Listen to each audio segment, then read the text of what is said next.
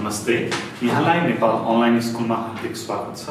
आज हामी यस भिडियोमा रिपोर्टेड स्पीचको केही क्वेशन गर्न जाँदैछौँ जुन पहिला एसएलसीमा एसईमा सोधिएको छ।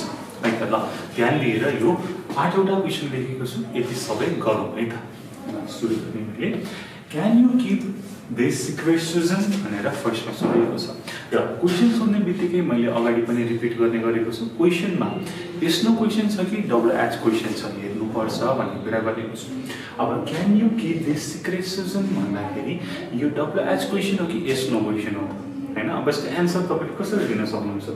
यस I can keep this secret अथवा no I can not keep this secret भनेपछि यस अर नोमा आउने भयो त्यसको एन्सर।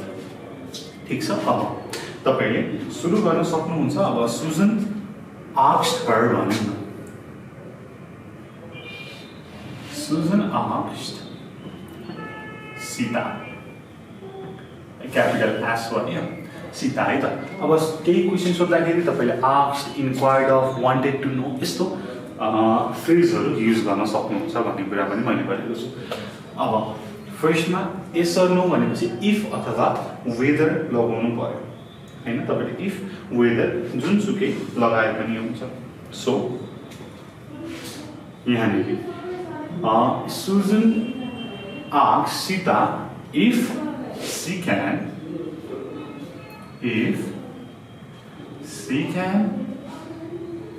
यहाँनिर क्यानमा अब कुड हुने भयो। क्यान केमा चेन्ज हुने भयो त? कुडमा चेन्ज हुने भयो। किन त भन्दाखेरि जहिले पनि क्यान कुडमा चेन्ज हुन्छ। इफ सी कुड कीप, अब दिस केमा चेन्ज हुने भयो? That. If she could keep that secret. Similarly when did you sell your old car भनेर भनेको छ। अब यो कुन क्वेशन भयो त? डबल एच क्वेशन भयो। डबल एच क्वेशन आउने बित्तिकै डबल एच लेख्ने र त्यसपछि स्टेटमेन्ट लेख्ने भन्ने कुरा छ। when did you sell your car छ है त। अब यो कसलाई सोध्यो त भनौँ न हैन। he wanted to know भन्ने कुरा भयो।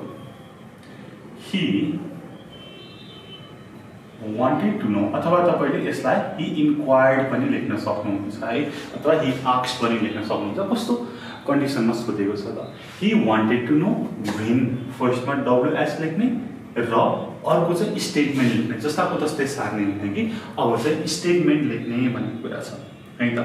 when he wanted to know when I हैन, उसले त मलाई सोधेको when I सेल, अब केमा जाने भयो? पास्टमा जाने भयो। डिड हट्ने भयो। when I sold my old car, when I sold my old car हुने भयो। year केमा चेन्ज भयो? my, किन उसले मलाई सोधेको छ।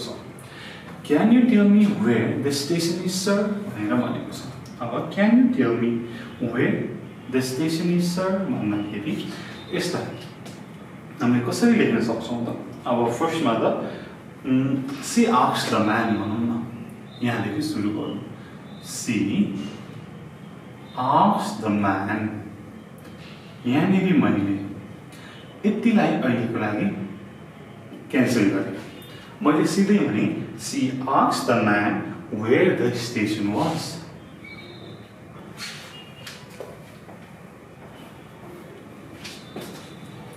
where the station was, where the station was है। यसरी गर्न सक्नुहुन्छ। अथवा she asked the man if he could tell her where the station was भन्न पनि सकिन्छ, तर त्यो भन्दाखेरि लेन्दी हुन्छ सुन्ने मान्छेलाई हैन, बोल्दाखेरि पनि। सो हैन, सर्ट एन्ड स्विट राख्ने र ग्रामेटिकली करेक्ट राख्ने। दिस इज गुड है, it's okay. 4 is this today's newspaper Sue भनेर भनेको छ। अब Sue's father asked भनौँ न। सुको फादरले सोध्नु भयो। Sue's father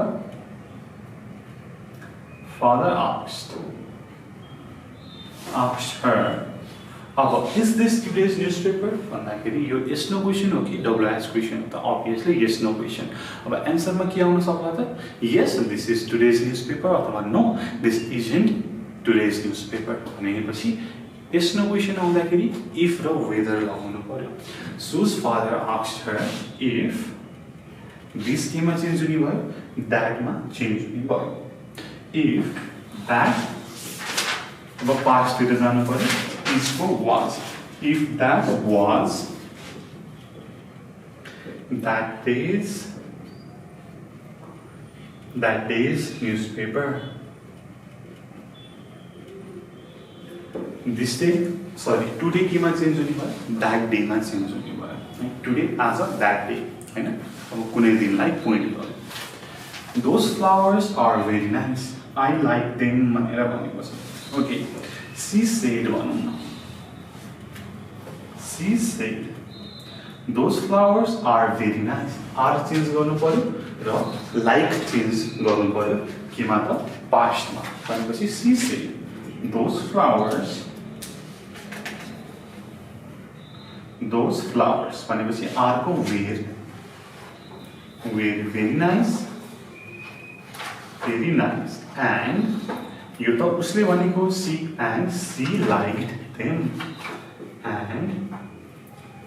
she liked them okay don't switch off the radio यो के भयो भन्दाखेरि इम्पेरेटिभ सेन्टेन्स भयो र इम्पेरेटिभ सेन्टेन्स सबैभन्दा सजिलो है हामीले रिपोर्ट गर्नको लागि इन्डाइरेक्ट स्पीचमा चेन्ज गर्नको लागि बस हामीले के गर्नु पर्यो त पोजिटिभ छ भने टु नेगेटिभ छ भने नट टु हेर्नु पर्यो सो यहाँनिर के त नेगेटिभ छ don't switch off the radio भनेपछि नट टु राख्यो भने not to so don't switch off the radio भन्दाखेरि अब he said not to switch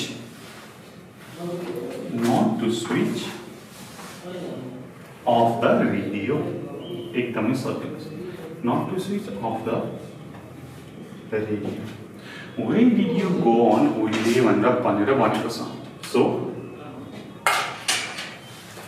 where did you go on holiday like he asked that is he asked where about go केमा change हुने भयो verb to went हैन where he अथवा where I भनौं न उसले मलाई सोधेको where I went on holiday उसले मलाई सोधेको भएर where I went on holiday okay अब अर्को छ open the window it's hot in this room भनेर छ सो अब यहाँनिर फेरि he asked नै भनौं he said जहिले पनि के त इम्पेरेटिभ आउने बित्तिकै टु अथवा नट टु भनेर लगाउनु पर्यो पोजिटिभ र नेगेटिभ हेरेर यहाँनिर पोजिटिभ छ भनेपछि he said अब पोजिटिभ he said to